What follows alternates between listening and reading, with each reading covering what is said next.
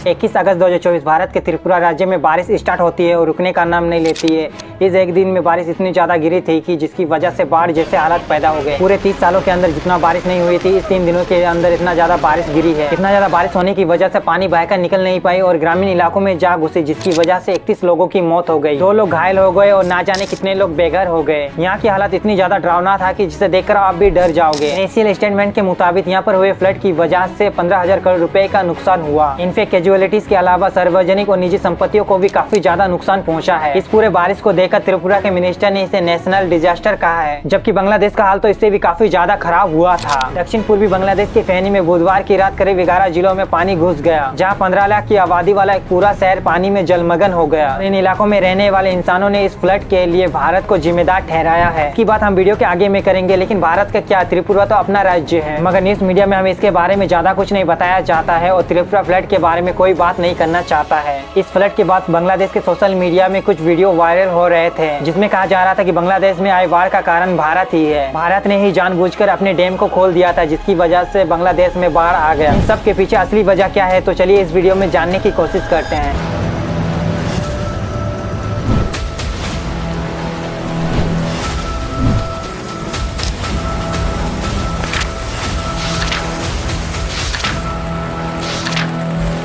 हमारे देश में जुलाई और अगस्त में भारी वर्षा होती है और जब वेदर में लो प्रेशर क्रिएट होता है तो यह बारिश काफी हद तक बढ़ जाती है, जिसमें काफी ज्यादा चांसेस होता है कि इस सिचुएशन में फ्लड, साइक्लोन या फिर अर्थक्वेक आने का। और इस बार के बारिश में भी ऐसा ही कुछ देखा गया। बारिश स्टार्ट होने से पहले ही 17 और 18 अगस्त को बंगोम सागर में लो प्रेशर क्रिएट होता है वेदर में। पहले तो लग रहा था कि यह भारत के पश्चिम बंगाल से होकर गुजरात और फिर बिहार में जाकर घुसेगा, लेकिन ऐसा न होकर बांग्लादेश के दक्षिण पूर्वी से होकर त्रिपुरा में घुसता है। इसी वजह से त्रिपुरा में सबसे ज्यादा बारिश गिरती है और साथ ही बांग्लादेश से गुजरने की वजह से बांग्लादेश में भी काफी ज्यादा बारिश देखने को मिलता है। 19, 20 और 21 अगस्त में इन 3 दिनों के अंदर बारिश इतनी ज्यादा हुई थी कि नदियों का पानी पहले से ही रेड लाइन एरिया से काफी ज्यादा ऊपर बह रहा था। इन 3 दिनों के अंदर जितना पानी गिरे उसे देखकर कह सकते हैं कि हम यह 30 सालों का सबसे ज्यादा बारिश हुई है इस साल। एक एस्टिमेट के अकॉर्डिंग त्रिपुरा में ही 292 मीटर बारिश होने की आशंका थी, मगर यहाँ पर 981 मिलीमीटर बारिश होती है, यानी अपने एस्टिमेट से 3 गुना ज्यादा। ऐसे कई राज्य हैं जिसमें अपने एस्टिमेट के अकॉर्डिंग 200 से 300% ज्यादा बारिश हुई है। उधर बांग्लादेश के फेनी में 19 अगस्त से 21 अगस्त के बीच 304 मिलीमीटर बारिश होने की आशंका थी। नुआखाली, चट्टोग्राम, कुमिलिया इन सभी राज्यों में काफी ज्यादा बारिश हुई है। इतना ज्यादा बारिश होने की वजह से सब जगह पानी भर गया, खेत खलियान, घर सब कुछ पानी में डूब गया। इस पूरे बारिश और पानी को लेकर बांग्लादेश के लोगों ने त्रिपुरा राज्य में मौजूद टुम्बुर डैम को ठहराया है। कहा जा रहा है कि भारत ने जानबूझकर ही अपने टुम्बुर डैम के गेट को खोल दिया, जिसकी वजह से बांग्लादेश में मौजूद फेनी में पानी भर गया। भारत ने बांग्लादेश को न चेतावनी देते हुए इस डैम के गेट को खोल दिया। तो क्या इस बात में कोई सच्चाई है? तो इससे पहले आप इस बात को जान लो। भारत के त्रिपुरा राज्य से गोमती नदी पहाड़ी एरिया से होकर बहती हुए बांग्लादेश के उर्मिला शहर से दाऊदखान होकर मेघना नदी में मिलती है। तो अगर आप इस मैप को गौर से देखोगे तो आपको पता चलेगा कि गोमती नदी बांग्लादेश के फेनी से काफी ज्यादा डिस्टेंस में दिखाई देगा। डैम को साल 1972 में बनाया गया था बिजली उत्पन्न करने के लिए और उस समय बांग्लादेश ने भी इस पर कोई भी आपत्ति नहीं जताई थी।